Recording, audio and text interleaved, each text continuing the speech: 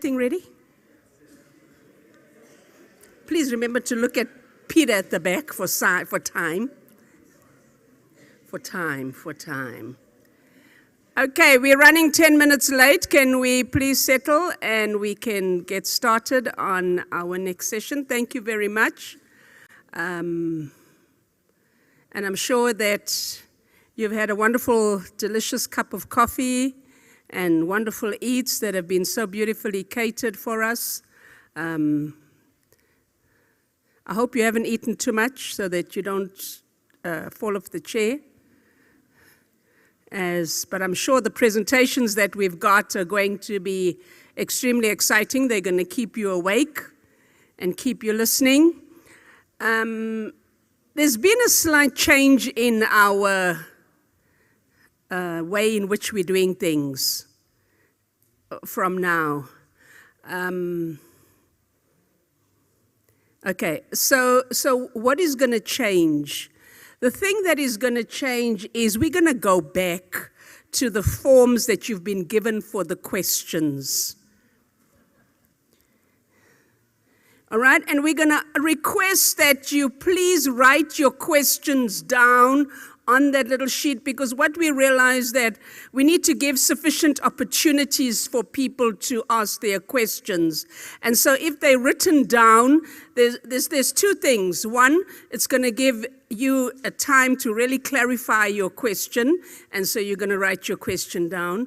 The second thing I'd like you to do is when you've written your question down, I haven't got the slip with me, eh?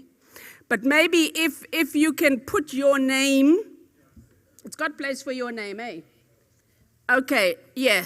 So you put your name, because what we would like to do, we realized in the first session, there were people that wanted to ask questions and we couldn't give them an opportunity because of the time. So if you can write your name, write your question, and then at the end of each speaker, you could just bring your questions and leave them on the table here. And then we will put them there, because if we don't get to your question during the session, at least we can give your question to the presenter, and maybe they can liaise with you somehow and engage with you. Does that make sense? Because we realized we lost out a little bit in the first session, that we weren't able to take everybody's questions. And so we really feel there's much more discussion that we can have with people. And then what we'll do is, so if you can write your questions on the little sheets as you're listening at the end of the presentation, and then put it on the table here, and then I will sit and sort them out, and we'll work through them, and we'll go through them in that way. Does that make sense? Does that help? Yeah? Okay. And then having said that then, so for the speakers that were on in the first session, if you have questions, write them on here still, and you can bring them to the front, because then what we'll do, we'll give them to the presenters. Because I think it's important for those that are engaged in the kind of work that we engaged in, the research, that they hear some of these questions, because maybe sometimes their thinking needs to be challenged. As Bishop said, we need to start thinking theologically, and maybe their thinking will start moving in a different way. All right, thank you very much for that. I hope that that won't be something too difficult for us to do. The first speaker that we have in this session is Forbes, the Reverend Forbes Maupa. And Forbes's topic is Ekhaya Nekhaya Lino Mthetho Walo, an analysis of the situational application of canon law within the Anglican Church of Southern Africa. The paper seeks to present an overview of reflections gathered across 5 Anglican dioceses in South Africa. Participants in focus groups were called upon to reflect on how individual Anglicans negotiate the intersections of ecclesial and state law, and how they apply themselves should there be a dissonance. So thank you very much, Reverend Forbes, if you can come up. Thank you.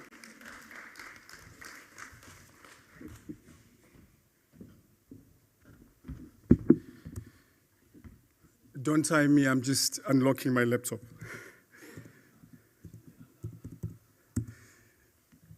Bishop and the conveners, thank you for the opportunity Thank you, Peter, for asking me to do this. So the way in which I'll present is I'll give an overview because what I'm going to share with you is part of a broader research. But what I will highlight at the end is findings or questions that I think might be relevant to this group of people because there's a lot that came out of it. Now, please, if you have a cell phone or a laptop that is on, do not Google what I'm going to say now. For those of you who have been present when I've been presenting lately, you will be aware of this. So as I start to present, I want you to think about Canon 65. As I start to present, think about Canon 65. The Anglican Church of Southern Africa has codified for itself laws governing its existence since its establishment, 1848. The Anglican Church of Southern Africa is part of the Worldwide Anglican Communion, governed by a statutory instrument called Constitution and Canons that are designed to remain peculiar to Southern Africa, to the Southern African context, and yet at the same time aligned to the worldwide Anglican body. This paper will focus on the operations of canon law of the Anglican Church of Southern Africa in the context of South African constitutional democracy. South Africa describes itself as a secular nation, though in its constitutions, sections 6 and 15, it provides for religious freedom. Potential conflict has arisen when the Anglican Church has made pronouncements on some matters of law which get challenged through the state law legal instruments, and on occasion, the state courts have overturned such pronouncements. Leate 2017, page 125, in reference to the opening sentence of the preamble of the South African Constitution, argues that there is evidence of deep contestation inherent to post-apartheid South Africa with respect to law and religion. This contestation is between an affirmation of democracy, which dictates are based on the will of the people and yet claim a dependence on God to guide the nation. In Leate's contrast of law and religion, it must be noted that she states it as if religion is without law, and most importantly, seems to take for granted the role of religion in shaping civil law.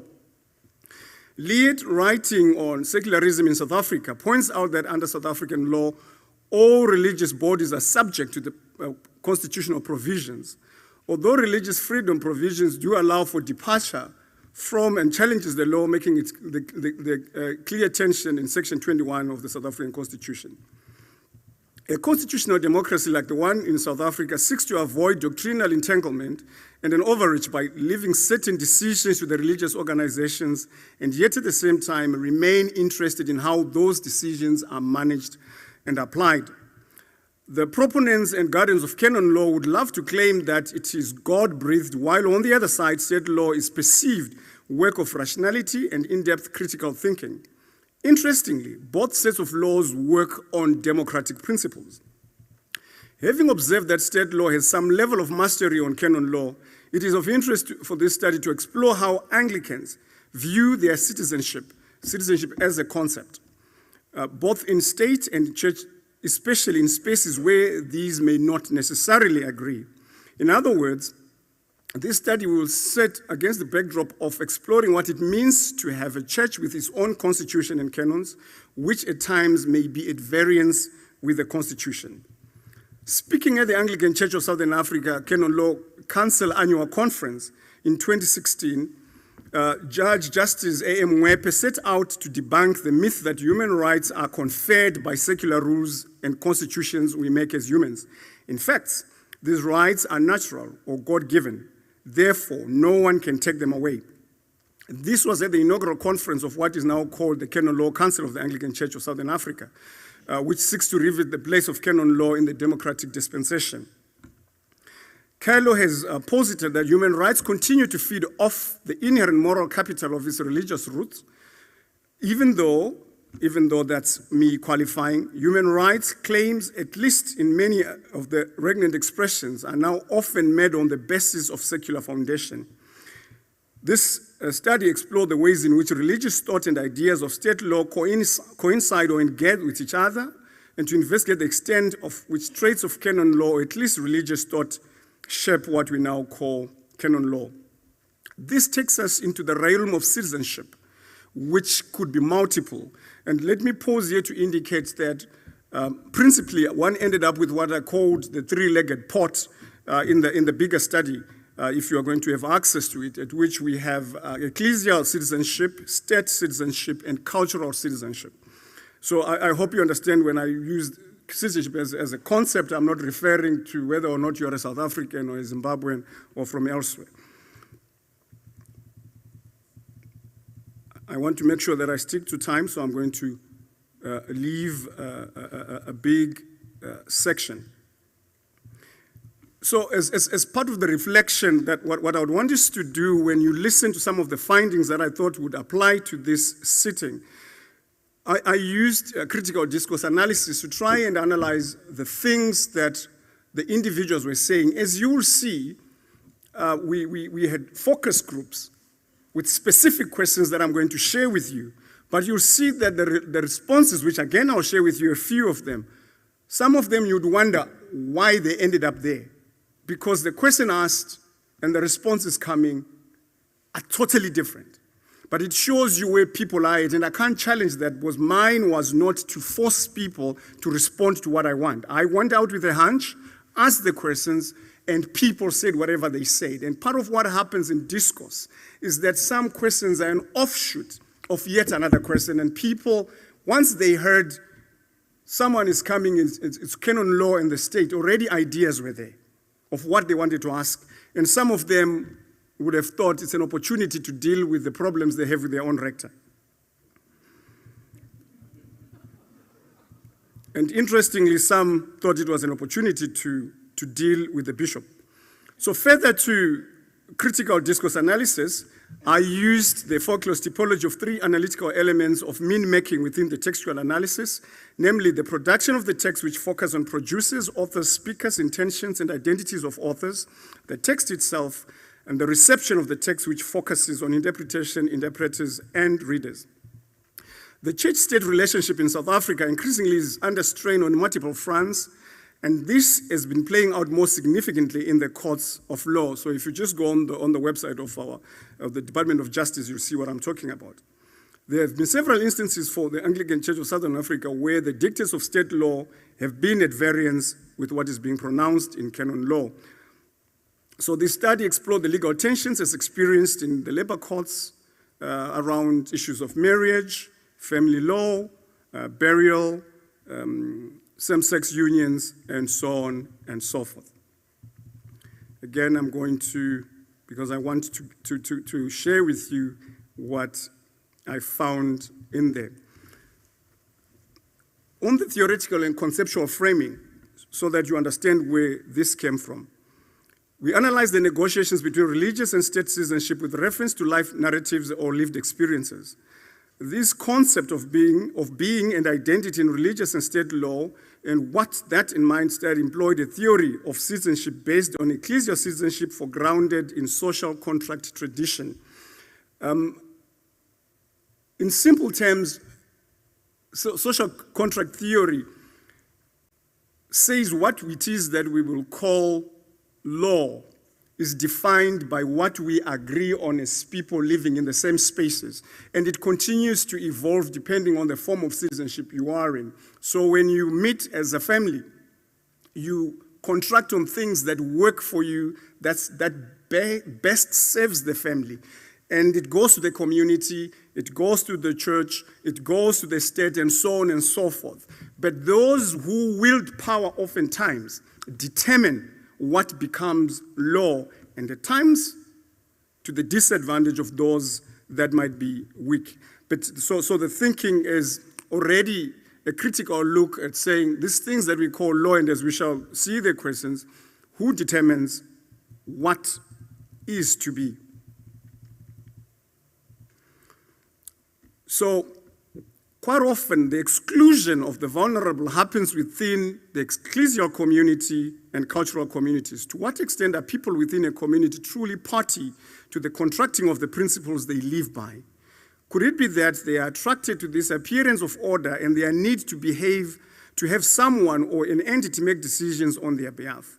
The notion of a social contract within an ecclesial community, which itself is governed by another set of social contracts in the name of the state, poses a challenge. Settler 2009 states that it is possible to depict the church as a site of exception because religious communities have had their long history of offering sanctuary and being afforded extra jurisdiction and status, also because the church in certain cases assumes a kind of sovereignty within the nation state. Logan and Rieg also attest to that. So in doing this, I had 2 congregations in Cape Town. I would always try and get one from the affluent communities, another from what we so-called the township setting. I also went to False Bay. The intention was also to include District 6 because it's quite an interesting community, and I was able to do that. Here in Natal, we had 2 congregations. In Zululand, I had 1 congregation, and the title to this paper comes from Zululand, Ikhaya nekhaya linomthetho walo, pointing out that each homestead, as it were, has got its own rules. And by that, as you'll notice, they were suggesting that there could be canon law, there could be acts of the diocese, but actually, that's what they say. La ekhaya, we have got our own way of doing things. I also had a questionnaire on Facebook, which was also then further distributed via WhatsApp to see how people interacted with that. And the sampling, one for gatekeeping, I wrote to the bishops, and it was beautiful. The bishops in these dioceses responded very quickly. The difficulty was approaching rectors for gatekeeping. The moment people had church law, some responses that I would get would be like, people in this parish are not interested in canon law. What I had hoped would happen is that if there is lack of interest, let us study that lack of interest, because the assumption was made that maybe I was bringing the moment, if you say there is no interest, let's see what that means for people, because the fact that you position your altar in a certain way is already a response to an aspect of church law. The fact that you do service at a certain time is a response to church law. The fact that you have parish council, you're responding to something. So I struggled to understand what it meant. And this, for me, the difficulty in getting participants happened in the formerly white congregations. Township congregations, rural congregations, the moment I wrote, people asked to come. And I had to limit participation and say, no, I won't be able to hear. So I would ask for people who are in parish council, preferably people who have led at diocesan and provincial level. And I always asked that they be people who are schooled in law, because I wanted to deal with these 2 areas. And I was privileged to have at least in every one of the congregations I went to 2 people, or either attorneys or judges in our group. Let me rush to some of the focus group questions that I asked, and I'll share with you the responses. 1, what ideas come to mind when you hear the term canon law or church law? 2, in your view, to what extent does church law of the Anglican Church of Southern Africa rest on democratic principles? 3, are these laws the thoughts of people at synod or inspired by God? Explain or give examples. What are your views or opinions about having to submit to the authority of church or canon law? Explain or give examples. 5, give an example, if possible, of where you served on a church committee that used church or canon law to address an issue in the parish. 6, how do you deal with conflicts and any other matters of interest in the parish? 7, are church or canon laws relevant to the lives of Anglicans in South Africa today?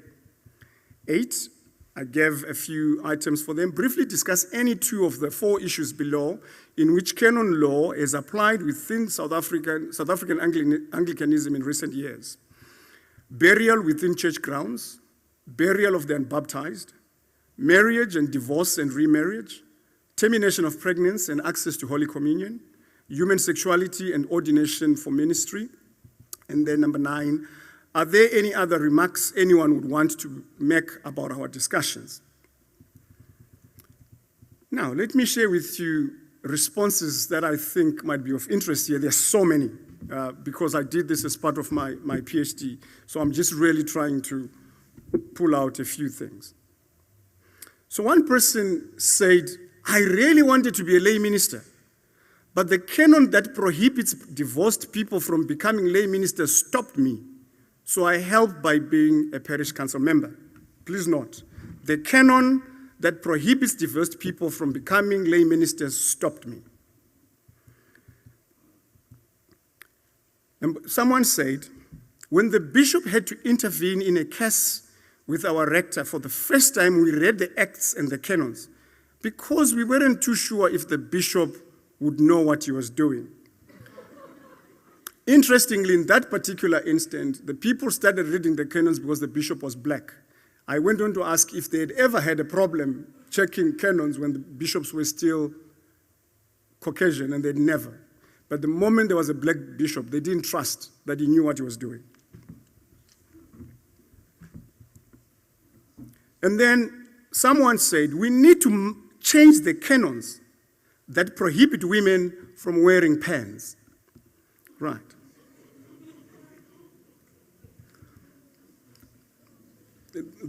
I won't say which congregation say this, except for this one.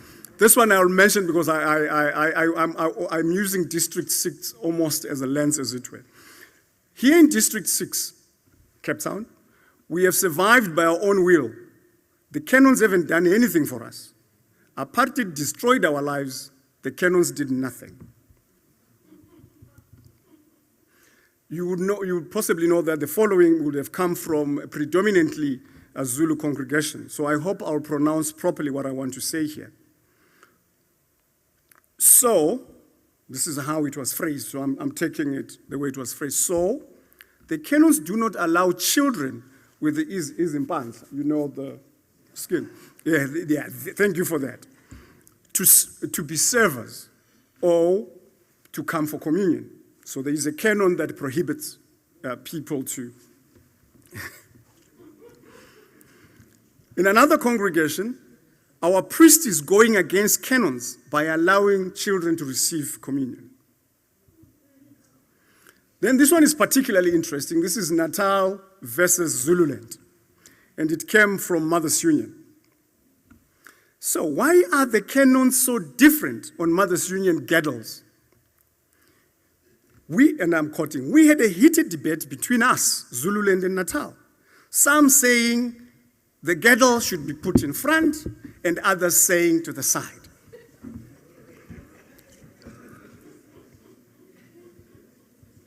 Someone said, it is very clear in the canons that if you are not paying your DGs, the priest cannot bury you or your family. That's the job of lay ministers. Another said, there is really no place for canon law. Each rector does what they want anyway. And I conclude with this one. It was painful to hear, but I will say this. I really feel sorry for the people of Swaziland. They have a female bishop. Now, at the beginning, I asked you to consider Canon 65. Canon 65, the reason I asked you to consider that is oftentimes I've asked people to reflect on it because I'm very aware that Canon 65 does not exist. And the majority of things that I've highlighted for you, as you'll see, are not to be found in any of our canons, and we end at Canon 50. But these are things that have evolved in parishes and become law. And when people hear the word canon law, the things they struggle with, they grapple with, their preferences, the thing they want to see, have become the actual law. So for example, someone is not a lay minister because there's a canon prohibiting him because he was divorced. It doesn't exist. People are worried about the direction of the girdle, and someone thinks that it's got something to do with canon law, and it doesn't. So quite often, one went on to find out that the things that dominate discourse at leadership level in parishes, it's not what is in canon law, but what has evolved over the years, and quite often even people who were lawyers. When I then ask them specifically, have you ever interacted with our constitution and canons? They would then realize they never did. So I'm just leaving this open-ended, as it were, for you to think through some of the things that make us clash and hurt each other are possibly preferences, and they've got nothing to do with the law of our church. Thank you.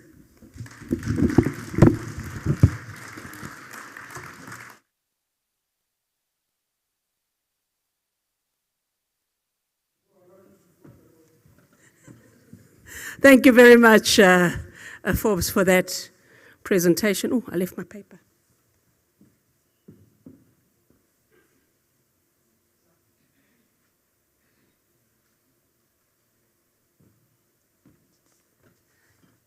I was just trying to think what laws I've invented in my own parish as we go along. Thank you very much, Sponiso. Kanyile is our next speaker, but can I remind you to write your questions? Maybe you can ask, is this law in our canons? And give it to Forbes as one of your questions. Can I remind you to please write your questions down? And if you can leave them in the front desk, get them to the front desk, and we will look at them.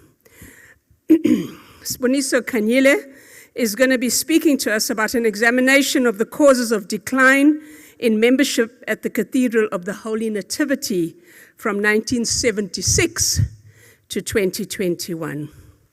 Archdeacon Sponiso's abstract is as follows. This research study uses the Cathedral of the Holy Nativity in Pietermaritzburg as a case study to examine the causes of membership decline in the Anglican Church in Natal from 1976 to 2021. The Cathedral of the Holy Nativity is the mother church of the Diocese of Natal. The causes of membership decline were examined through interviews that were conducted in terms of the COVID-19 protocols imposed by the University of KwaZulu-Natal Research Office with the previous members and current leadership of the cathedral. In addition, desk research was undertaken utilizing diocesan and parish archives, online resources, journal articles, published books, and other literature made available through the university's library services and elsewhere. The study found that the Cathedral of the Holy Nativity in Pietermaritzburg began as a unified parish of white congregants in 1976, with black congregant members only beginning to join in the early 1990s, following the repeal of the Group Area Act No. 41 of 1950 on the 30th of June 1991. Notwithstanding, the cathedral has suffered the decline of both white and black congregants within 45 years of its existence. Among other things, the study found that social ills, political and secular landscape changes, as well as the presence of untransformed imperialistic doctrines, liturgy, and practices contributed to the different ways to the exodus of congregant members. This work has the potential to challenge the leaders and laity of not only the Anglican Church of Southern Africa, but mainline churches, both in South Africa and globally, to undertake serious introspection and self-correction, to find new ways to attract and to retain its members. Thank you, Archdeacon Sponiso Kanyile, who's just flown in from the States, by the way. Let's just welcome him. Thank you.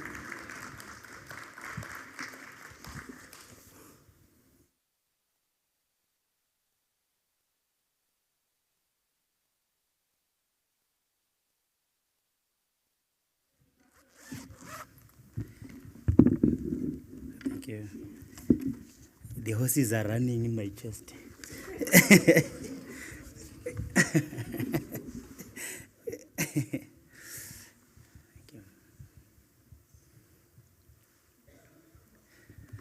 Bishop of Natal, Bishop Nkosinathi Ndwandwe, Program Director, Peter Histin and Dr. Delisha Tim, my colleagues, clergy. There is one particular clergy who's coming from our Archdeaconry, Reverend Vimba. He promised me that if I mention him, he's going to take care of the questions. So, so I'm bribing my way through. Distinguished guests, I greet you all in the name of our Lord and Savior, Jesus Christ. Amen. And thank you very much for making time to come and listen to us. Our learned friends from the psychology profession argue that listening is the key to all effective communication. So if someone comes to listen to you, they are giving you a special gift. And thank you for gifting us today. I know that having listened to us, you might be able to identify gaps and help us to fill them up, because the study belongs to the community, not to an individual. I'm already making a disclaimer here that when questions are coming up, the study belongs to the community anyway. I will seek your kind indulgence, Program Director, towards the end of my presentation, to, if there will be a remaining time from the time you have allocated for me, to acknowledge few people who contributed in different ways to this study. This research study examined the causes of the membership decline in the Anglican Church of Southern Africa using the Cathedral of Holy Nativity from 1976 to 2021, which is the time of Bishop Russell to the time of Bishop Ndwandwe, as my case study.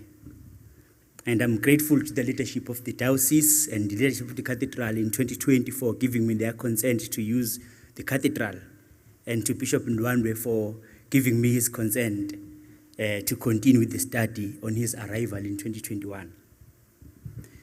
Because of time, I will do the motivation, problem statement, main research question, objectives, methodology, and spend most of my time in the interviews, which are the gist of the study, and recommendations if the time will still allow. And for further reading of this paper, of the study, the paper will be published by the UK ZN Library. You will have access to read it at any time online. It is about plus or minus 200 pages.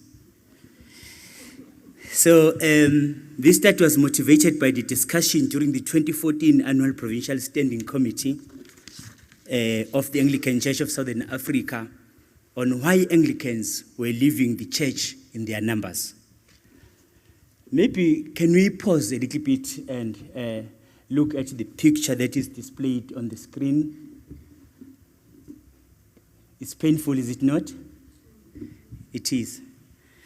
Membership decline, or what we see there, leads to the closure of churches and parishes, retrenchment of clergy, the selling of the church properties to other religious faiths or to civic groups, as well as to the commercial, migrating the church members to other denominations and even questionable church groups, as well as allowing members to become unchurched and thereby increase the ungodliness in the world.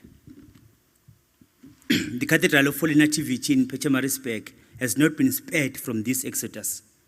The Cathedral parish was established in 1976, but has already been through two types of membership decline, the departure of white congregants and the departure of black congregants. Lots of things have been done to mitigate this challenge by different leaders and organizations. This study argued that no real solution can be identified without first identifying the true causes.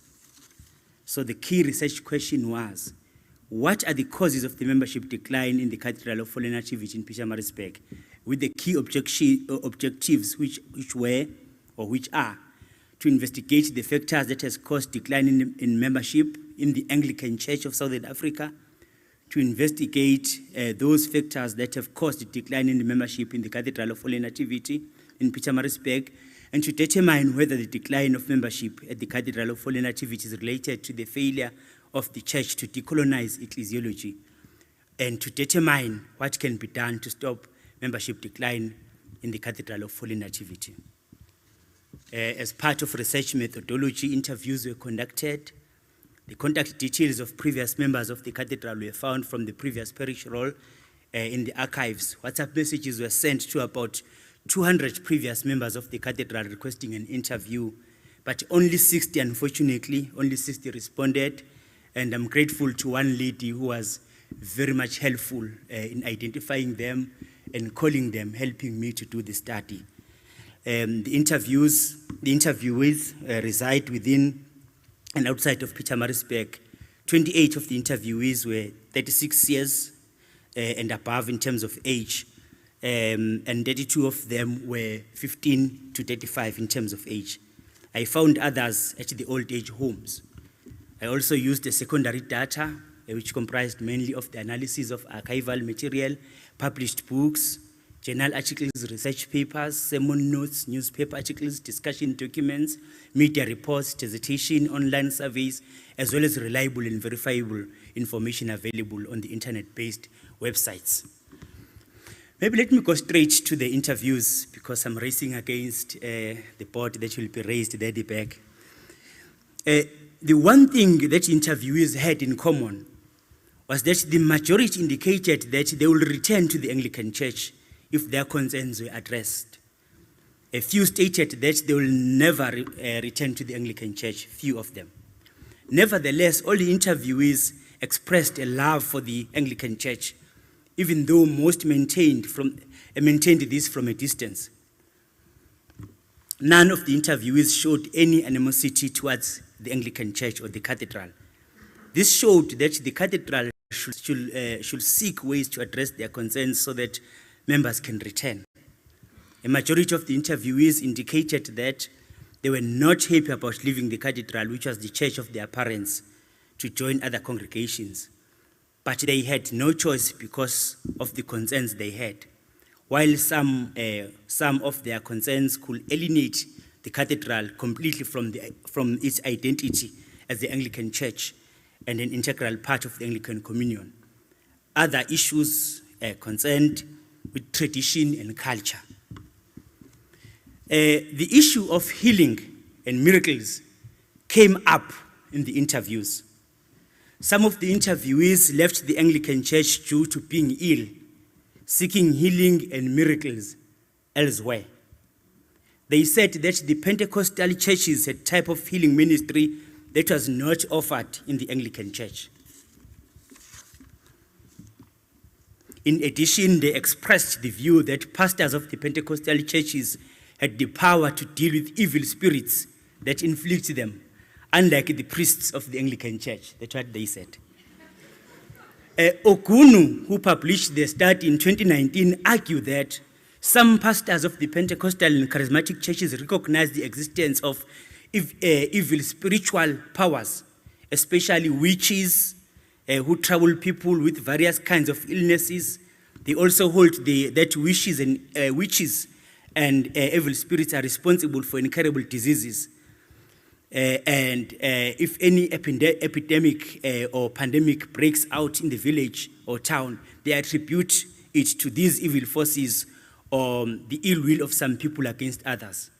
Ogunu further articulates in his study of 2019 that the Western missionary inaugurated mainline churches sometimes neglects this traditional understanding of the causes of illnesses and misfortune. So I know that in other Pentecostal churches, they promise to heal people through instructing them to eat snakes and all that stuff. And some of our people flock to those churches with that hope of that they will be healed. So, but according to the study, because I went to the archives, and I'm grateful and very much thankful to Reverend Gumede and Bishop Ndwandwe for giving me the consent to use the archives at Towson Archives.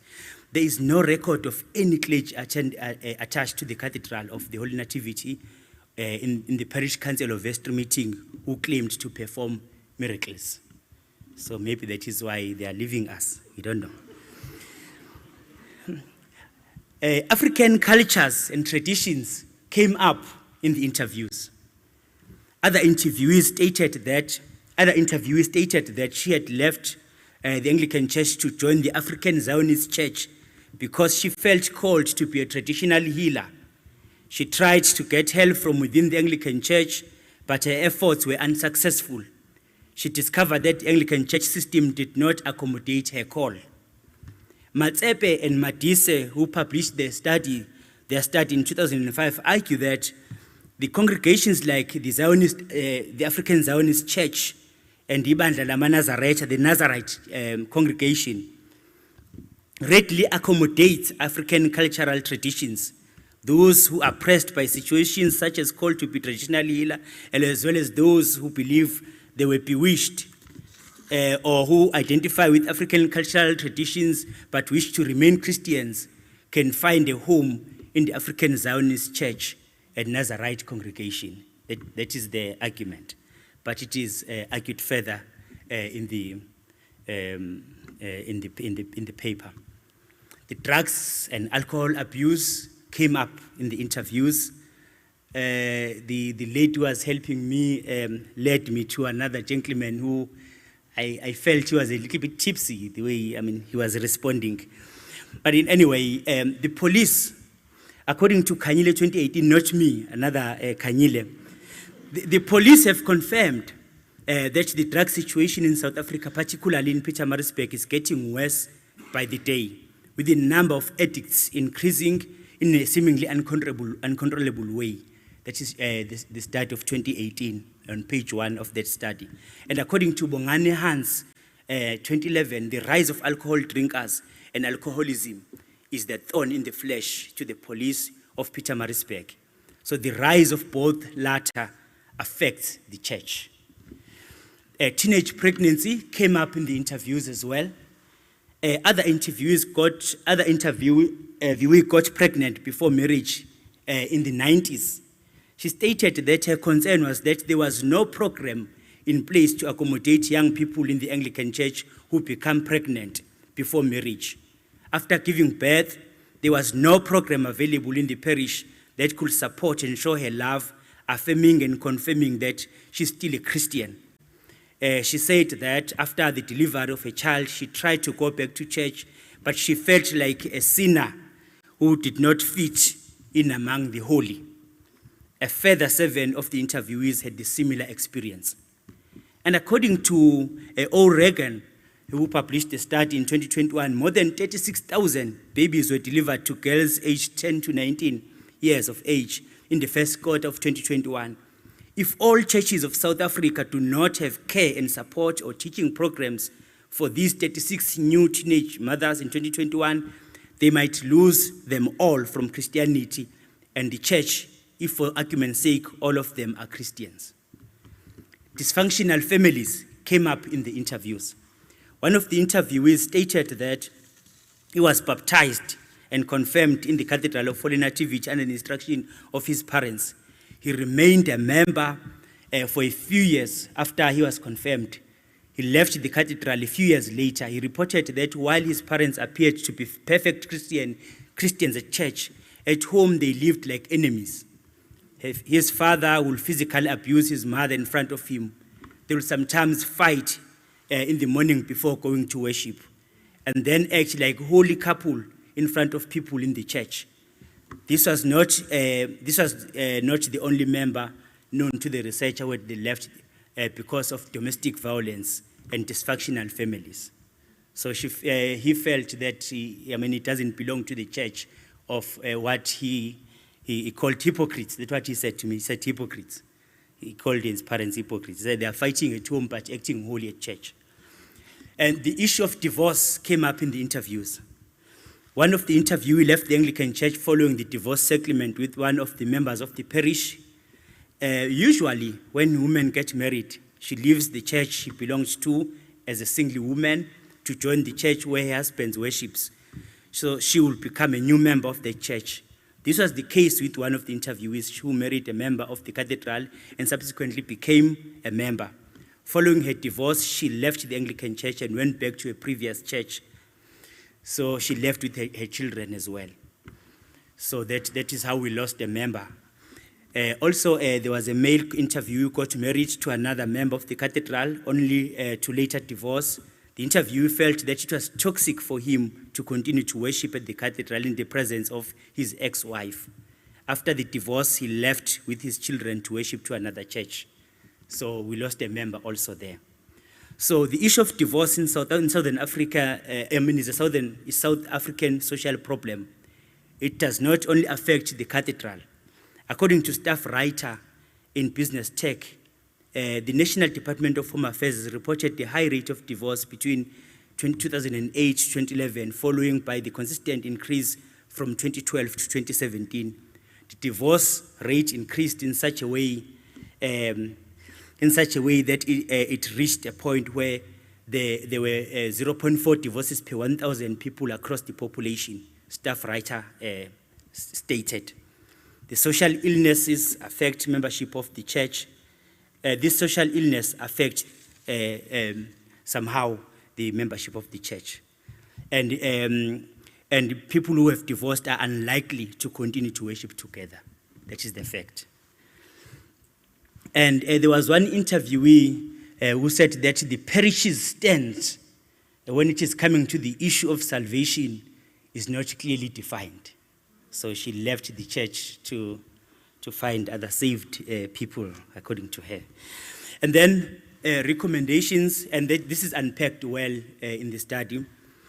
The recommendations, it is the recommendation of this study that members of the Cathedral of Holy Nativity must not leave the Anglican Church. Instead, they must learn from the history of the Anglican Church in Natal and transform the cathedral instead of leaving it. This study challenges the remaining cathedral members to address their concerns if they are unhappy. The previous congregant members left the present members with a rare gift, which is the prestigious building, our cathedral building. Members can use vestries, they can use synods, and other platforms to transform the Anglican Church to suit their understanding of God, while they are still Anglicans instead of leaving us. The greatest gift that came from Elizabethan settlements was that the Anglican Church took a neutral stand when it came to different traditions found within the Anglican Church. This can work to the advantage of those who wish to introduce new African Anglican traditions that can suit their cultures and traditions using the correct platforms. Instead of leaving the cathedral with empty pews, they can transform it either through decolonizing the entire Anglican Church and introduce the African-orientated Anglican Church, or build it from the present Anglican model. There is an English saying which says, learning something the hard way, which means understanding a situation or develop a skill by learning from one's mistakes or bad experiences. The presently developing Pentecostal and charismatic churches are still going to make their own mistakes. We have already made our mistakes. So they are going to people who are still yet to do the mistakes. So we have learned, we have made our mistakes, and we have learned from them. They're still on their way to do the similar mistakes that we have already made. So finally, it is the responsibility of the Anglican Church of Southern Africa to conduct a deep self-examination of its liturgy and ecclesial practice to make the changes. Probably because the paper is not up as yet, let me take this opportunity to do acknowledgements. 2 minutes. Firstly, I would like to express my sincere gratitude to God for allowing me to reach this stage of my study despite the ramifications of COVID-19. At some point during my study, the country went into a hard lockdown, and sadly a number of people passed on. God kept me sane during these difficult times to continue the study. I would like to express my gratitude to my wife, Dr. Nokuthula Kanyile. Can she stand briefly?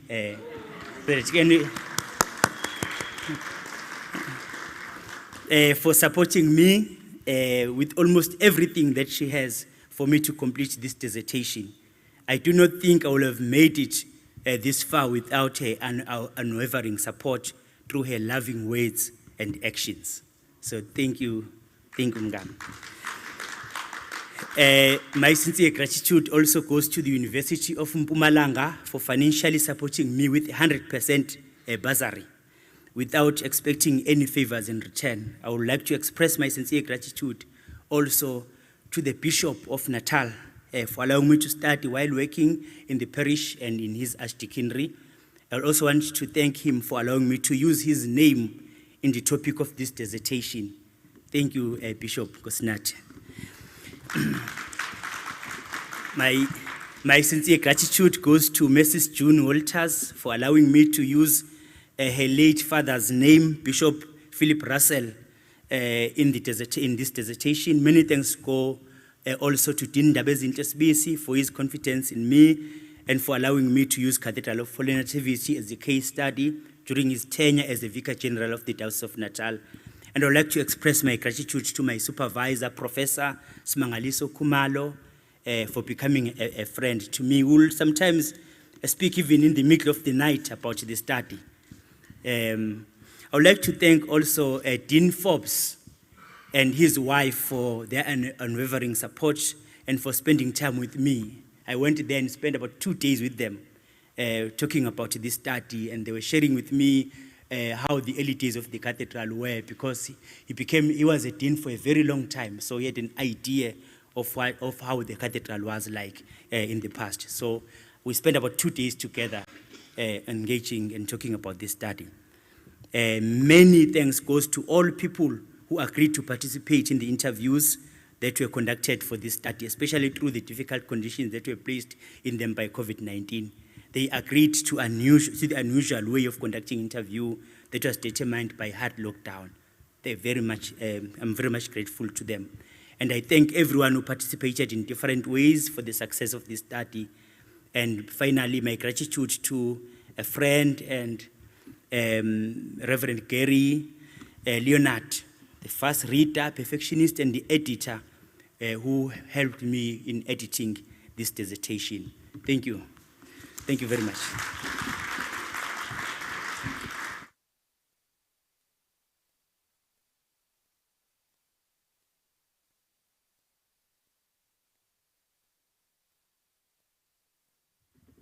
Thank you very much, Archdeacon Siboniso Kanyile, for that wonderful sharing of the hard work that you undertook to achieve that qualification. And indeed, I'm sure there'll be many questions from the people that are here. Don't forget, write your question down on the page, on the note, please. If there's any question, write it down, and let's see how we can take this research and not let it sit on the shelves of the library, but actually start implementing. Our next speaker, the Reverend Dr. Steve Pearson, who will be speaking on rethinking faith and work, nurturing Christian identity in a market economy. The abstract is as follows: we live in a society where the majority of power and influence comes from the market, either through employment or consumption. Yes, even our congregants are likely to be shaped more by their employment than their community of faith. Into this context, the predominant theological contribution has been to support an ethical or an evangelistic engagement. Both make the assumption that our recipe is right. We just need to bake and deliver. It's time to rethink the strategy and to look to reviewing some of our core paradigms. As we see Enlightenment foundations start to falter, we need to review our contribution to this predicament and seek alternatives. Thank you very much, Reverend Dr. Steve Pearson.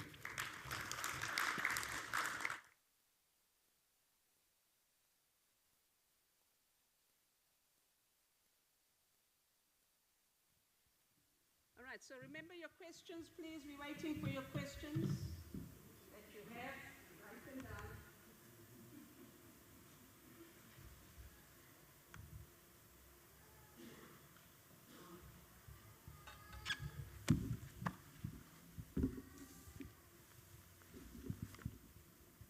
Thank you, everybody. Good to be here today. Microphone up. The same microphone that's refused to go up all day. Okay, well, this Anglican Church, we don't do miracles, so you must go to the other. I'm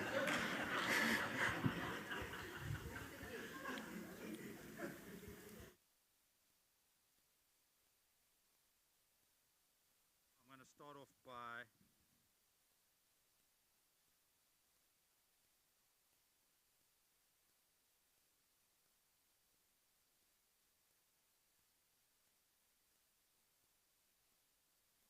open-mindedness and critical thinking. So we are blessed by that, Bishop Nkosinachi. Thank you. I actually see it in my own rector, Kevin, also an open-minded and encourages critical thinking. And that's a great sign of leadership. So thank you to both of you. As a young Anglican ordinand, I remember sitting in a large and beautiful Victorian church in Norfolk.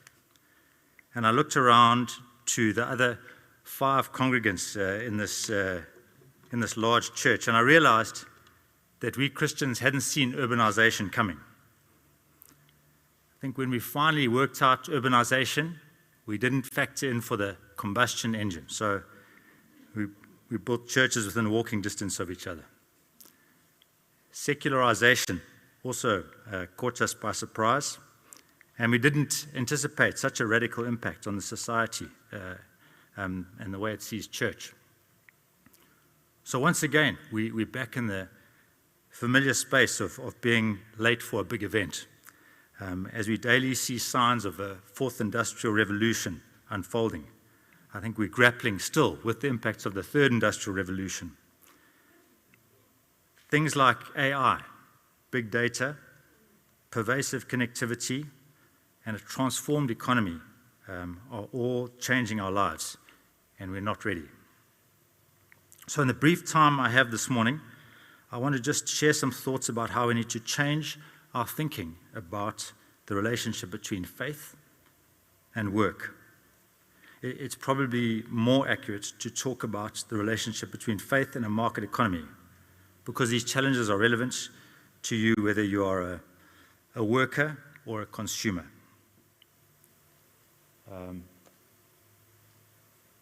My own background, I'm a retailer. So if you've shopped at Edgar's or Legit or one of those guys, you've helped put food on my table. The 3 themes I want to talk about today. I think we as Christians are struggling to see the wood for the trees. I think the biggest threat that faces us is the formation of identity and how the market has this power to shape identity. And then finally, our inability to see the threat and to reform our own theology. So some bold claims there. I'm looking forward to some tough questions.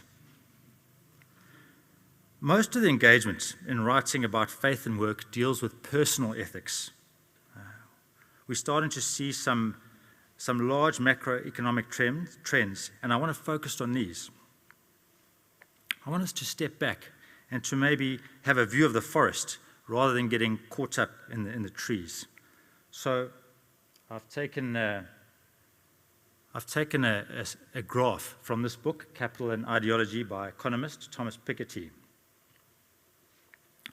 This graph tells us so much about our market economy in a few simple squiggles. It's a verbatim copy, so all the annotations are his. Siapato was talking about the elephant in the room. Well, this is it. It's called the elephant curve. And it's got, I'm going to use this little point here. It's hard to see the elephant. Does this thing work? Okay, definitely not powerful enough. The elephant is the shape of the red line. It's a squishy elephant with a very long trunk, but that's the vertical axis talks about, well, let me actually read the subtitle there. It's talking about the cumulative growth of income from the years 1980 to 2018. And the vertical axis just talks about the percentage change that adults' income has changed. The horizontal axis talks about how that growth has been distributed across the economy. It talks about winners and losers. Some of you might remember John F. Kennedy's famous statement in 1963 that a rising tide lifts all boats. Well, this graph shows that it doesn't. And what it does, this graph, if I can read some of the annotations, This graph shows us how income has been distributed. Piketty is particularly interested in inequality of income. But at the onset of the 1980s, we would have expected the third industrial revolution to bring change that would benefit the entire society. So what you see, that little hump at the back there, is the rise of emerging economies as they start to participate, as industrialization expands.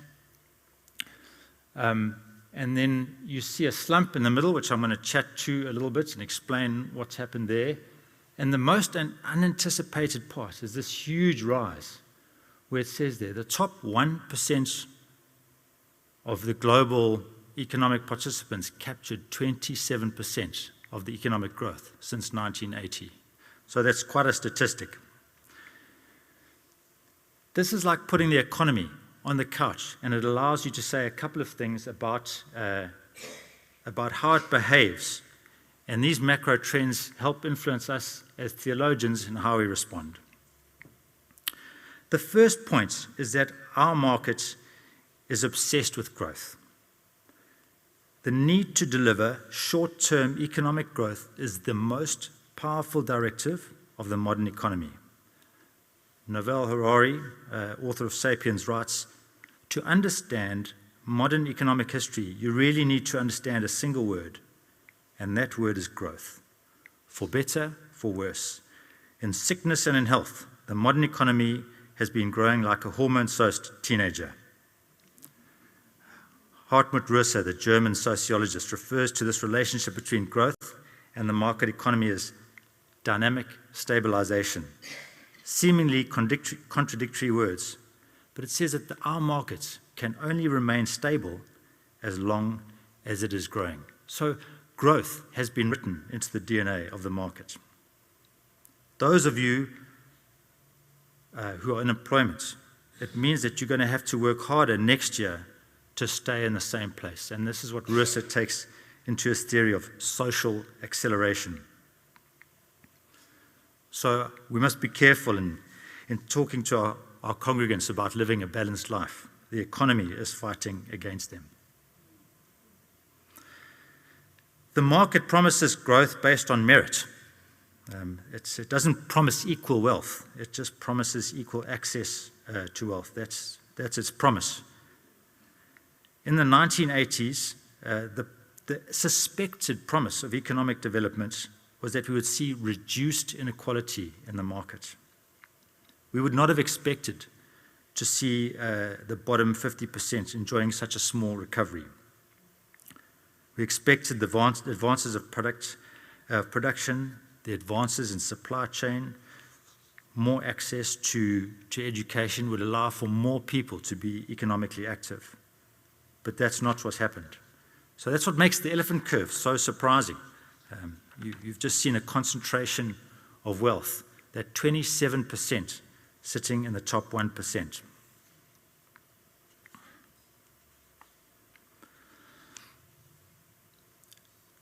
What the curve also shows is the third point there, that the market is splitting into two tribes. I'm going to just flick back to show you that little dip.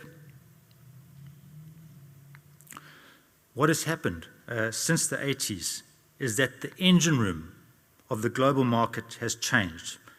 We've changed from a production economy to a knowledge-based economy. And Daniel Markovits deals this in what he calls the two tribes theory. What we've seen is that in a post-production economy, you don't get rich by owning production. You get rich by what you know. It's about your knowledge. And the historical middle management in a production economy has been left redundant. And there has been a creation of a new type of worker, what he calls a super elite, where there's a great dependence on specialized knowledge. So if you have that specialized knowledge, there's an enormous demand for you in the economy. If you don't have it, the demand dissipates and you're pushed right down to the end of the economy. So Markovits talks about this as splitting our economy into two tribes. He calls them the useless and the used up. So because of that middle falling away, if you don't have those elite skills, you're going to end up being underemployed. If you do have them, you're going to end up being overemployed. I think we're seeing the first waves of work loss in our own economy, an oversupply of less skilled labor and an undersupply of highly skilled labor. And with the advent of AI, this is anticipated to increase. So Elon Musk, I mean, one of the big things that he's talking about is you've got to have some kind of social grant, because he's just anticipating large sections of the population becoming unemployable, and you've got to find a way to employ them. The funny thing about the split between the useless and the used up is we're starting to see Marxist terminology appearing in the most unfamiliar places. And I'm just going to pop ahead to a quote by Markowitz there. He talks about the superior skilled people having to exploit themselves in order to get rich. It's impossible to get rich off human capital except by exploiting yourself and impoverishing your inner life. Meritocracy allows no route to domination besides the destruction of the authentic self. I mean, he's not a left field guy. I mean, this is a Yale professor taking a shot at the very economy that's funding him. So let me go back to that. My final point there is that in terms of struggling to see the wood from the trees, is that we're seeing a merger between the market and the social economy. And that the future growth, what does the future look like? In the future, the growth of the market is going to come out of identity and knowledge and not production. So the fourth industrial revolution, we're going to see a further integration of public and private lives. The biggest commodity in the market is going to be identity. And that's really the crucial point for our future, is that identity is going to be largely in the hands of the market.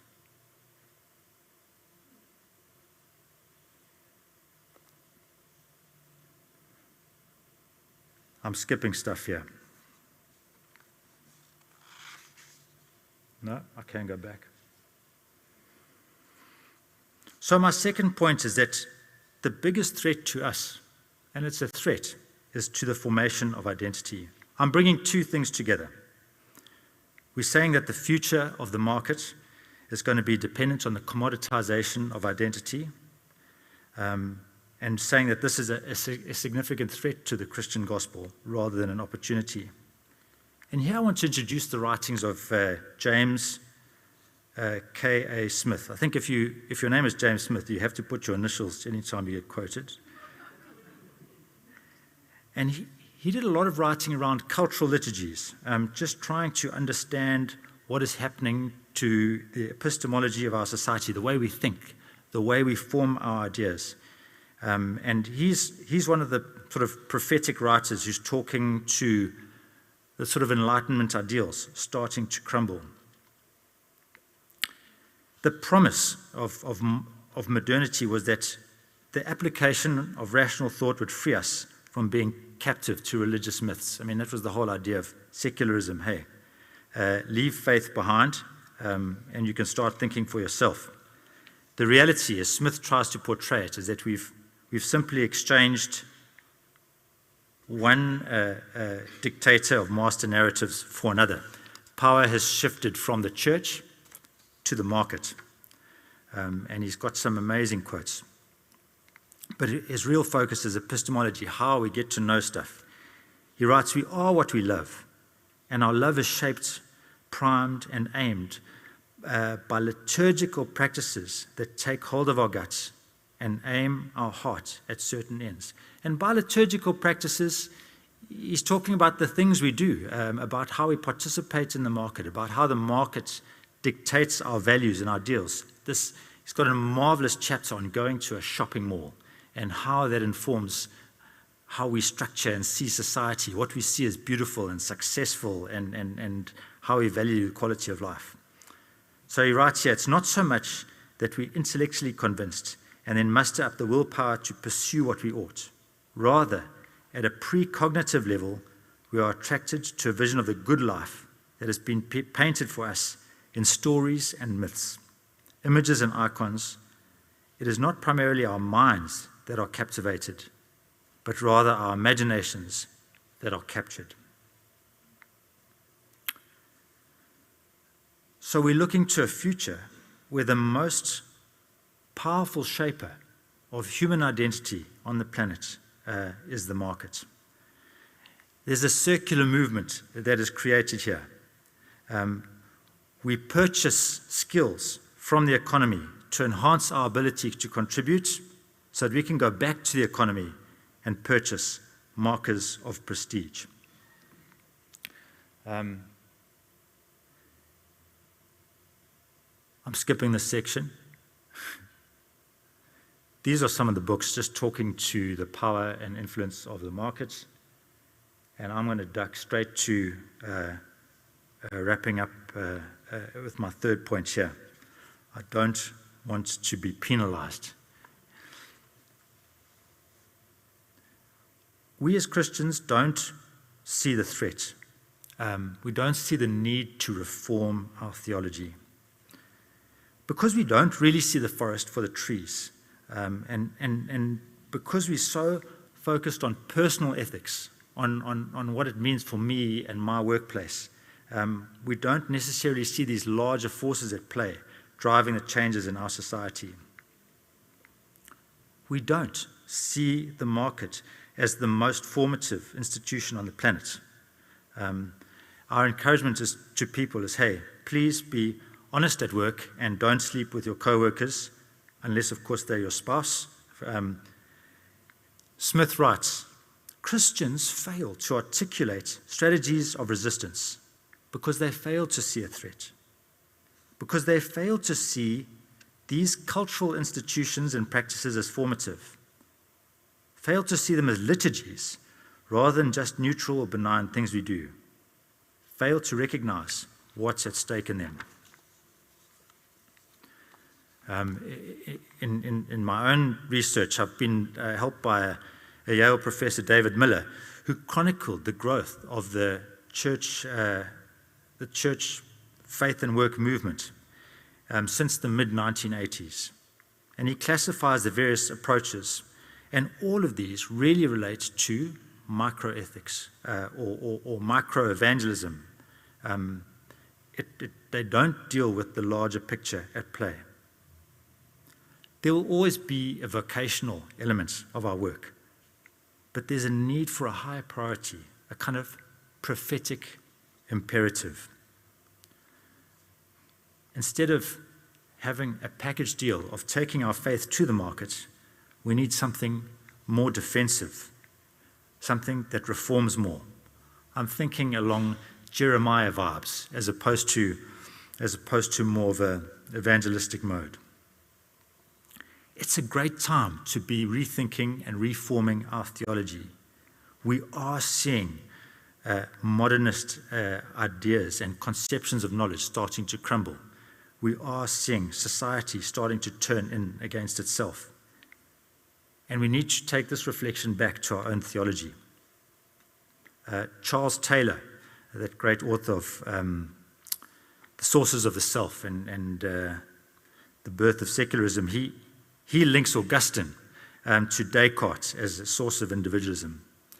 My own interest has been Colin Gunton, who has quite a radical stance on Augustine as the father of individualism, and how we as the church have contributed to some of the behavior and selfishness and individualism that we see manifest in the market. So Gunton's advocacy is a focus that looks more to Irenaeus and the Cappadocian Fathers. Gunton is light on his criticism of the Reformation. Here we have a secular political philosopher, Francis Fukuyama, who talks specifically to Luther. I think I've got a quote here for Luther. No. I don't. But there's the book I've taken from. According to Luther, the essence of Christianity was faith alone and the inner state that may not be accessible even to the believer. It did not reside in the individual's conformity with rituals and rules set by the Catholic Church. And then he goes on to say, this laid the foundation for subsequent ideas about the existence of an occluded inner self that was distinct from an outer, visible to the rest of society. The concept of the image of God has been valuable for us as Christians in formulating our resistance. There was a discussion of some of the Trinitarian theology, being and communion. And that really is valuable for us as we try and create a prophetic imperative in the face of a changing market. The image of God is a varied, it's a broad, but it's an exciting field of study. We can hold it up to ourselves as a guiding light in a field where people are often preoccupied with personal ethics, and it can pull us back to a broader engagement and enable us to see the threat to social identity that's coming from the market. So my argument in recapping is that because we don't see the threat or our need to reform, our mission needs to go from being offensive, evangelistic, to perhaps a more defensive one. Our task as Christian leaders now becomes understanding the formative powers of the market that contradict the gospel, and how that we can return to the image of God to build a bulwark of defense, to really make people aware of what it means to be made in the image of God, to give them a concept of grace, to give them a concept of belonging that the market prefers to commoditize and sell. Our task is to reform our own theology of identity with the use of the image of God as our guide. We need to critically reflect on how our reformed doctrine of identity and election is not necessarily the most representative of our Christian heritage and our gospel of grace. That's me. Thank you.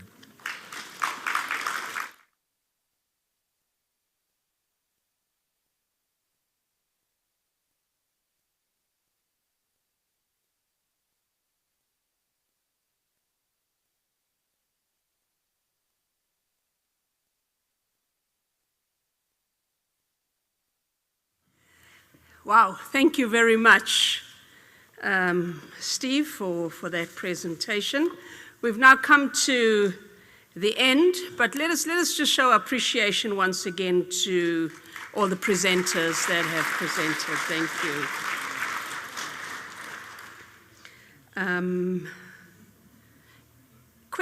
Questions. We need to collect. Pete, I need you, please, to collect the questions that people have. I know some people maybe don't want to write their questions, but I've got one written one. Give you a chance to think, formulate maybe your question for how can we reform our theology, and what should we reform our theology. I think wonderful debates, wonderful questions there. Okay. All right, thank you.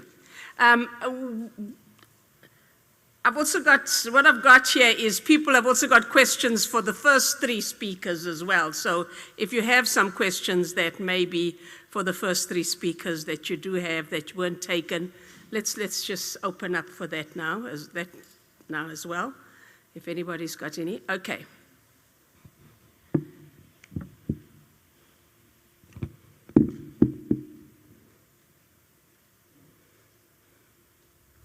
Okay, so while we are collecting some of the questions, I've got a question for Forbes from Vicky.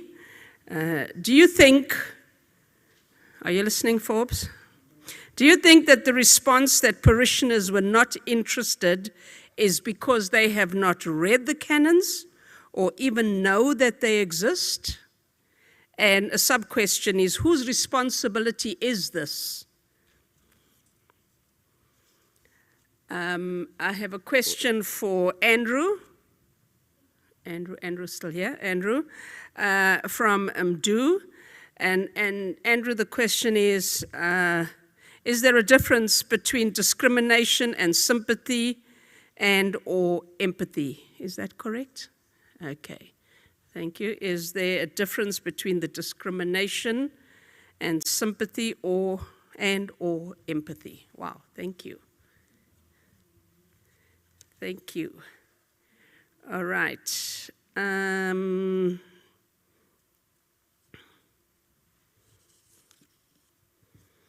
We have a question for Dr. Steve Pearson from Trish. Do you have any ideas re-defending or communicating our identity in the Lord? To share maybe some ideas for that, if you can think about that. There were two Reverend S. Ngobos, so I'm not sure. Let's hear the question, then we'll know. From Busisiwe Shabalala, thank you for an elaborate presentation on the topic. How do we ensure the implementation of your recommendation? Are the parishes capacitated to do so? Can you recommend incorporated in our canons? Which Ngobo is this for? I'm not sure, because I think it applies to both of them. Yeah? Okay, maybe both. All right, let's allow, Pete, have you got the microphone? Or maybe the presenters can, if there's any other question, but let's just take these. Maybe to give to Steve. Yeah, you can bring it up.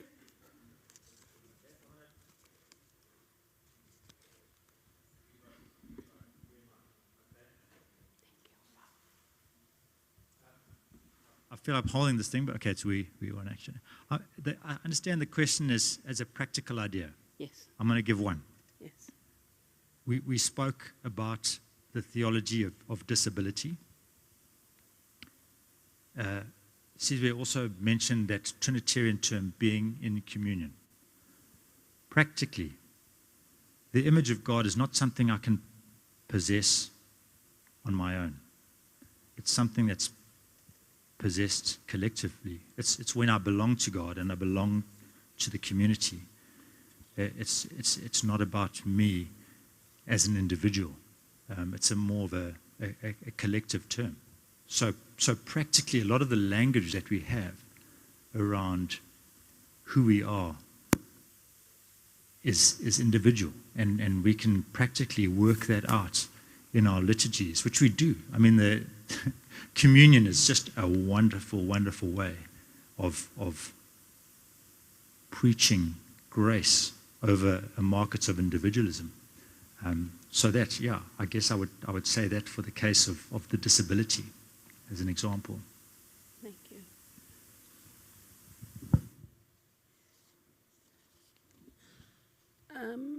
Yeah, Forbes.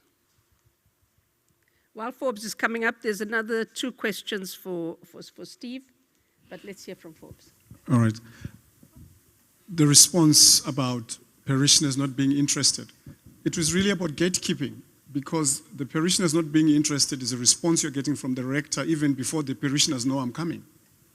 So in research, you've got gatekeepers, bishops, rectors, and so on. And as I indicated earlier, the bishops were quick to say, go ahead. But the rectors were saying, not interested, we know our parishioners better.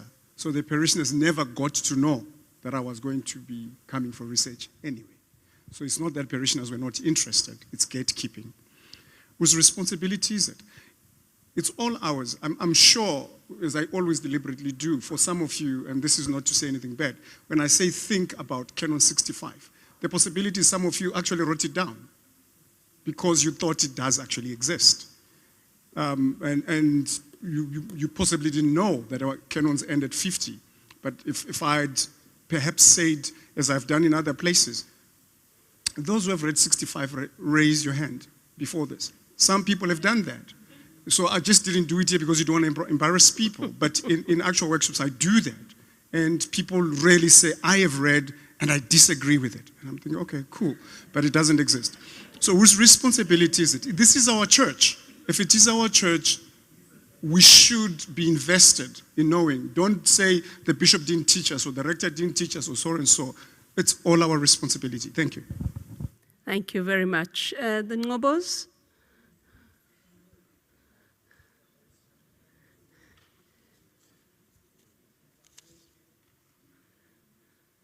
How do we ensure the implementation of your recommendations? Are parishes capacitated to do so? Can you recommend they be incorporated in our canons, perhaps?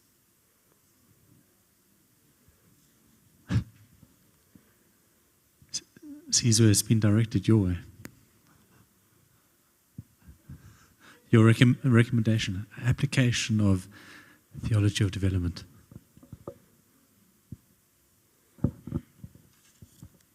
Thank you so much.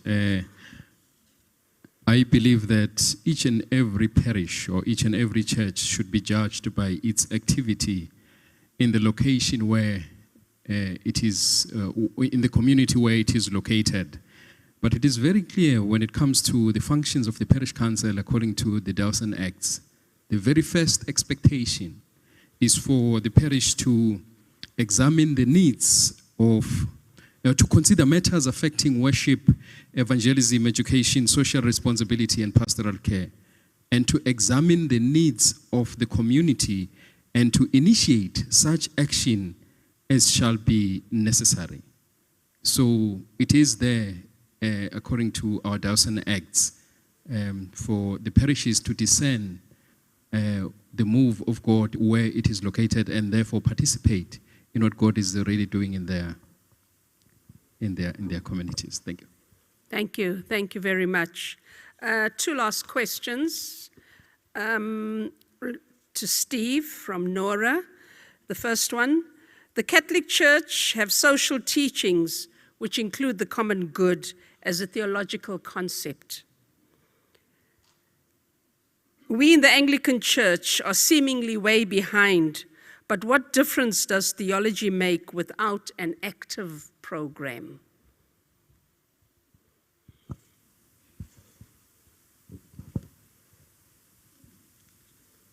Can you help me with that? Can you take this to him? Thank you.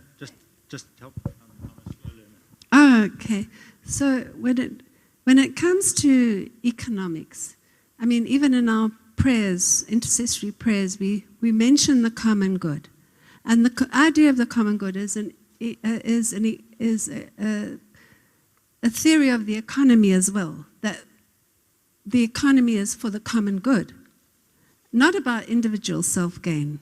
Okay, so every Sunday, if we follow Form A, it's that intercessory prayer comes in. But the Catholic Church have all these social encyclicals that go all the way back to wherever. I don't know too much, Pius or something, and then there was the Vatican II and so on. And they developed all these social teachings, which also include the economy, ending up with Laudato Si, is it?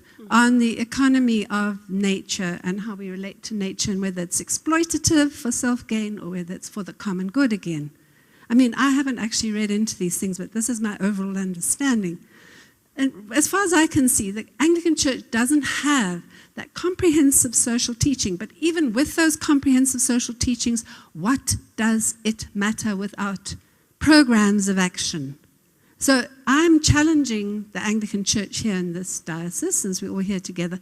All this theology is coming up today, but what programs of action will lead out of this? Wow. Yeah, maybe a different perspective.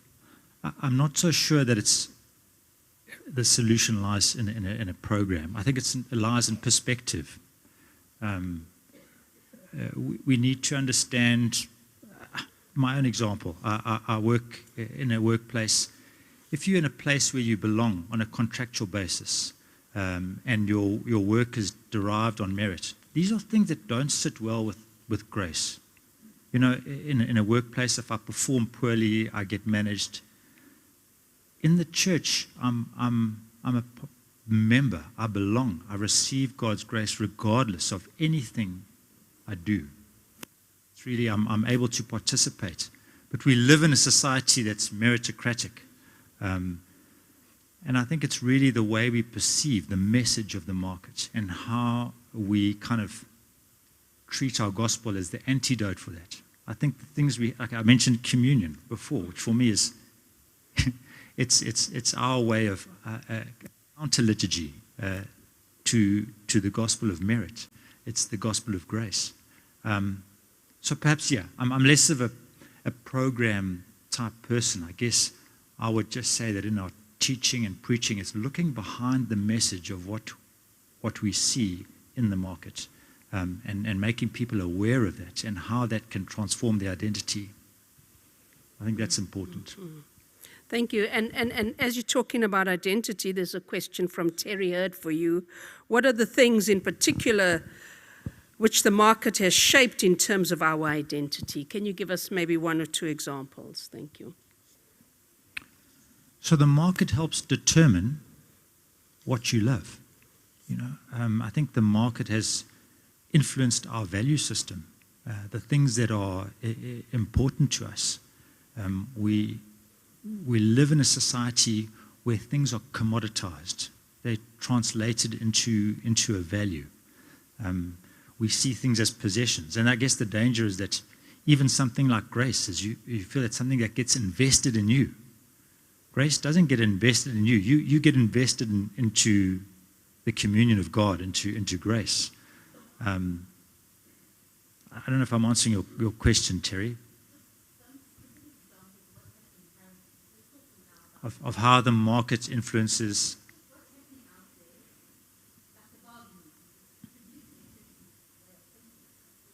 Sure. Barbie movie, I haven't seen it yet, but no. But the second movie to come out recently, where an American-based producer has taken a critical look at the values of society, Oppenheimer being the other one. So it's a great time to think about what we value, how we see people. Society is starting to be more open to that. And I think Francis Fukuyama on identity, he's also picking up that vibe. I guess the danger is that we just dilute it rather than enhance it. But I'm a fashion retailer, and I can tell you that yes, that's by true words. They're my competitor, but they do a good job. But if you look at young people and their dependency on fashion as an expression of who they are, it's scary. I don't look like an Instagram follower, but professionally I have to follow it just to see how people respond. We had a campaign in Legit where I am legit and people could just respond. But there's a lot of activity. People try and express themselves through what they wear. I think the gospel presents something much more exciting than that, Thank you.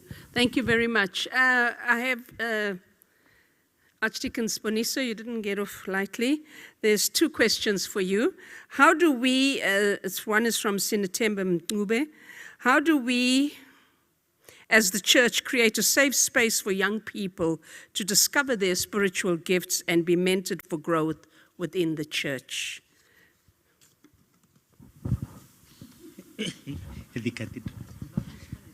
I think that's the quote that I began with, which is talking about listening. I think is the key answer here, that we do need to create platforms and spaces to listen to young people, to hear what they want and discern from there how can we help them from what they are saying. Because if we are closing our ears from listening to them, then we will not be able to help them, because you'll never be able to assist someone without hearing what they are saying. Okay. I think we need to create platforms for young people and listen first.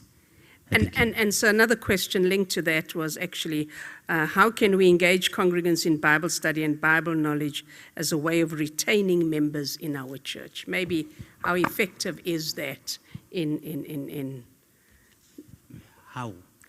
Yeah, how can we engage congregants in Bible study and Bible knowledge as a way of retaining members? Most probably some strategies that can be used so that members can come through. I think that it's necessary also to consider equipping young people and equipping even congregants to understand and to be able to interpret Bible so that they'll be able to teach others as well. Because the Bible studies that are conducted by unequipped people will not yield any positive results. Thank you. I think, yeah. Thank you. I'm going to take this one last question for Sizwe, Sinatemba Mncube. Sizwe, this question's for you. How do we bridge the gap between churches in informal settlements and big city churches to be able to contribute equally in their respective communities? Thank you.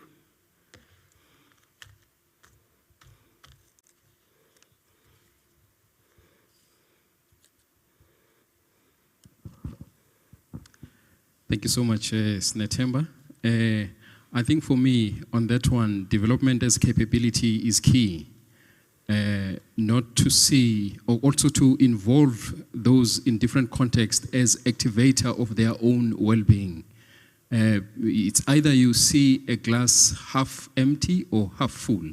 But if you see a glass half full, then it means there is something that somebody is bringing on the table, irrespective of the context where they are located.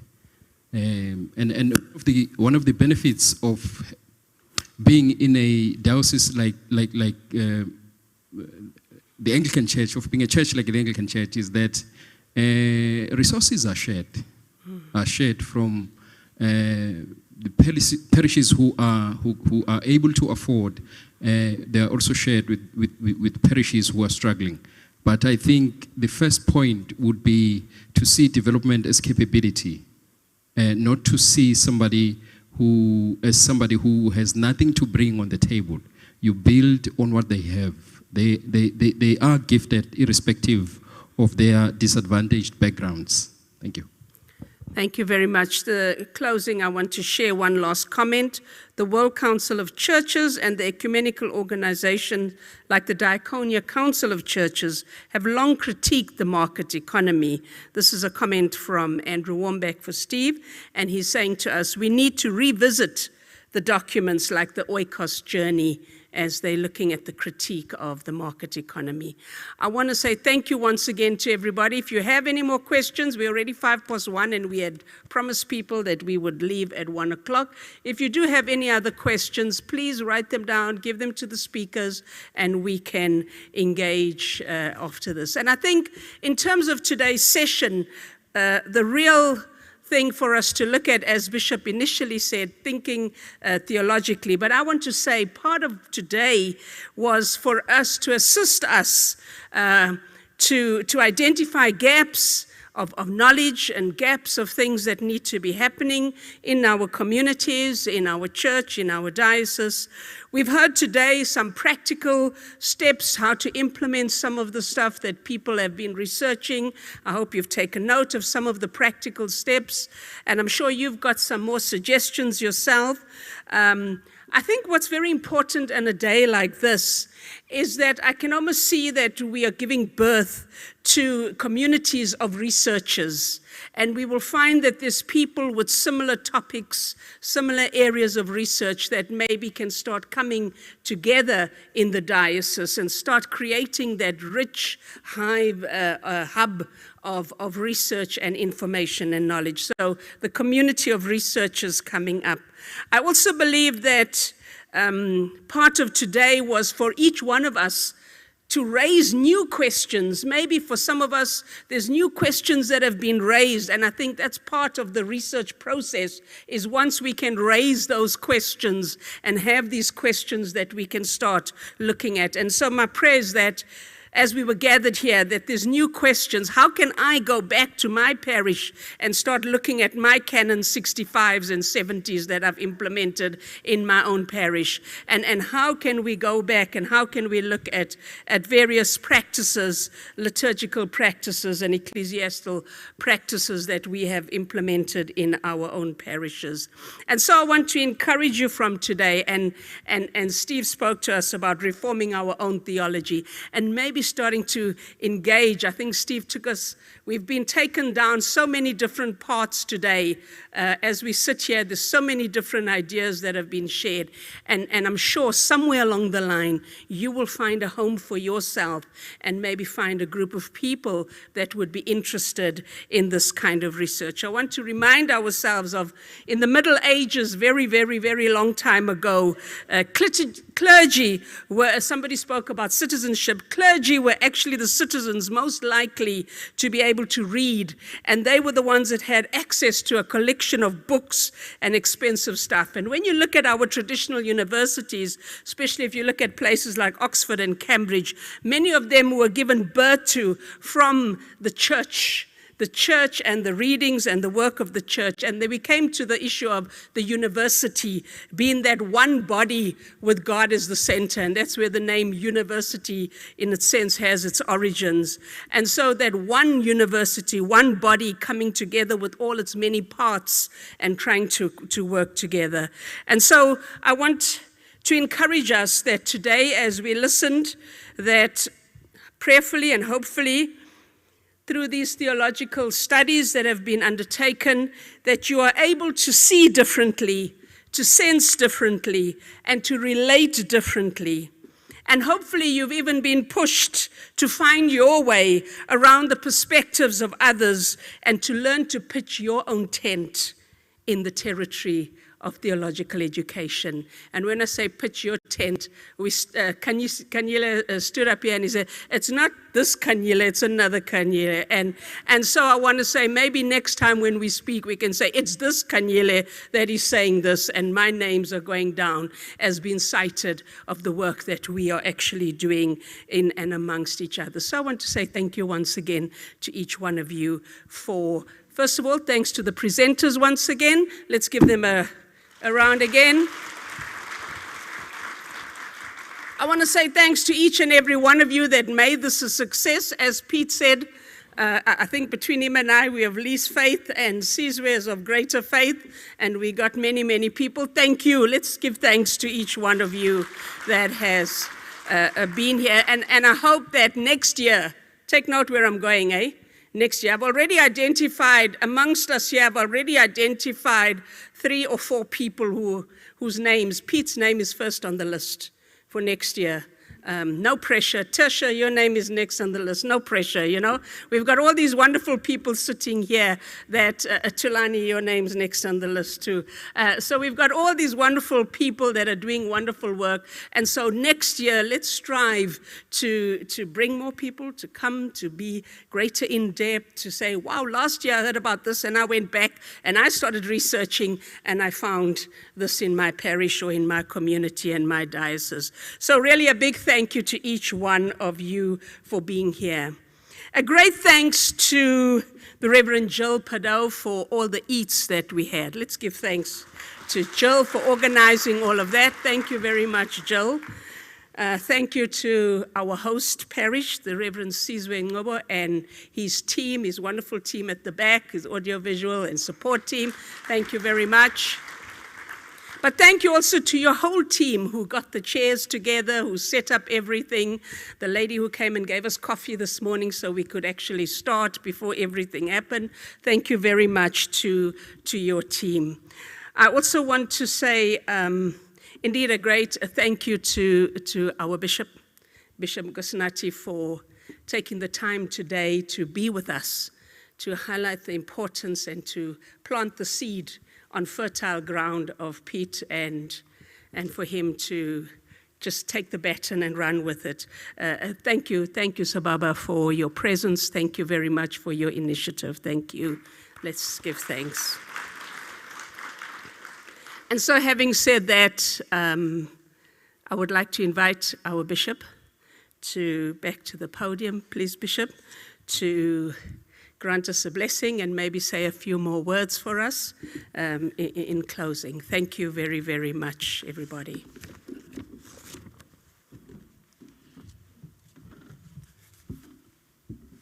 Thank you,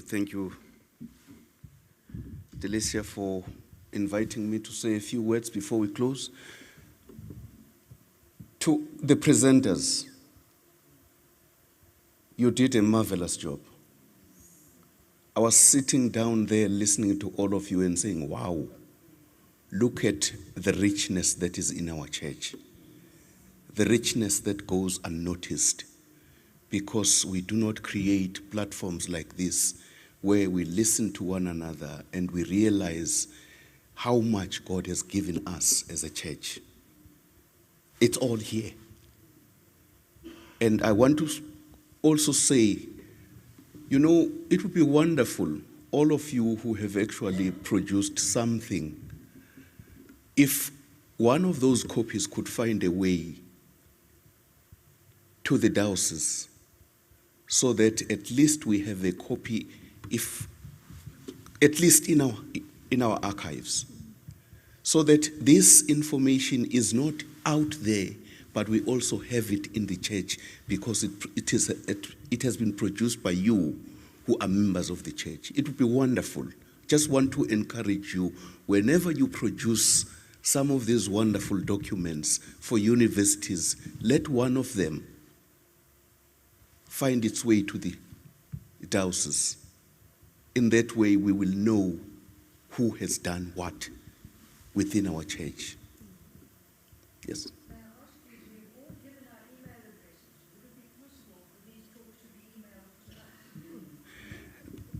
My second point was, apart from what you've asking, I don't think that's impossible, but I'm subject to correction. I wanted to ask whether it is not also possible to put those together into some kind of a booklet and also a copy to find its way to the archives. And I'm not disputing what you're saying, but also make sure that those who were present here have access to what was presented here. If that is acceptable, I think it would be wonderful, because having been here, you may want to go and share with others. And when you have a document, it becomes easier to do that because you have a document in front. Because even though I know some of these documents can only be understood by the writers. That's always true with research. It's the author that understands what they are talking about. But having listened to them talking, we will understand the documents. I see Peter saying this. So I think when he says this, he says it's going to happen. It will be done. So I take that as a yes. So once again, I also want to say thank you to all of you, one and all. Thank you for being here. Thank you for the speakers. Wow. What a mighty God we serve. Wow. It's good. You know what really makes me love this church? The Anglican Church does not shy away from issues. Difficult as they might be, we face them, we disagree, and people do not know how much we disagree. We disagree among ourselves, but we still remain together. That's what makes me love this church, because we talk.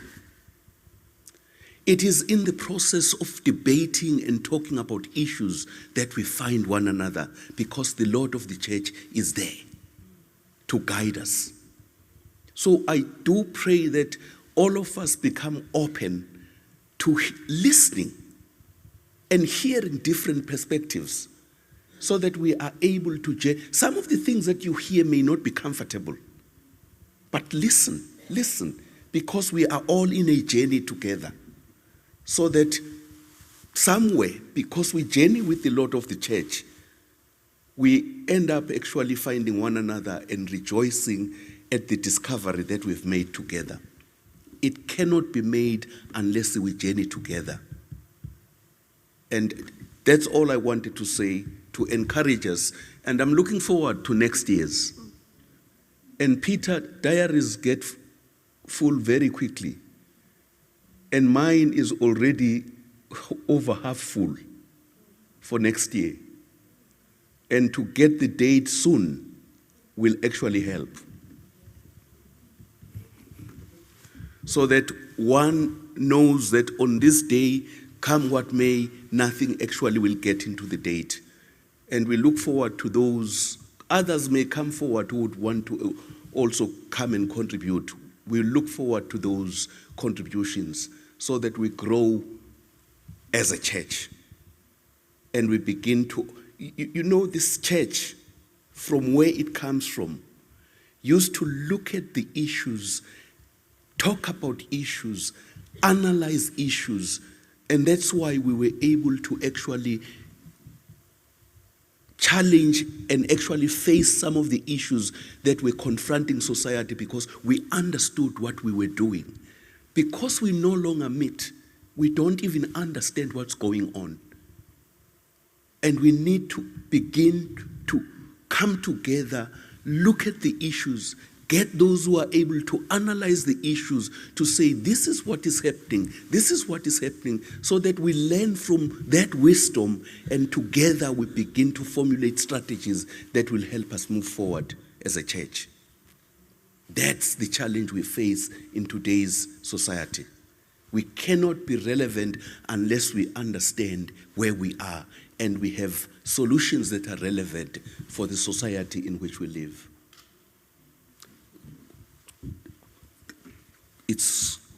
We're getting nearer to Sunday, so I'm trying to make sure that the preacher does not take over. So let us pray.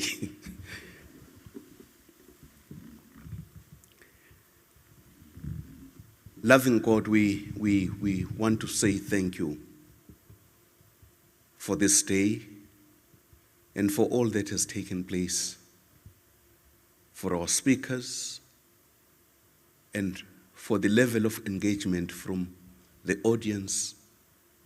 And thank you, Lord, that you are at work in your church, doing great and wonderful things. And we continue, Lord, we pray that you will continue to propel us forward so that we begin to understand how you want us to engage with the world to the glory and honor of your name. Thank you, Lord, and thank you for each and every person present here. Bless us as we go back to our homes. Keep us safe as we drive. And we pray, Lord, that in all things your name may be glorified. So let us receive the blessing. May the peace of God, which passes all understanding, keep your hearts and minds in the knowledge and love of God and of his Son, Jesus Christ our Lord. And the blessing of God Almighty, the Father, the Son, and the Holy Spirit be among you and remain with you always. Amen.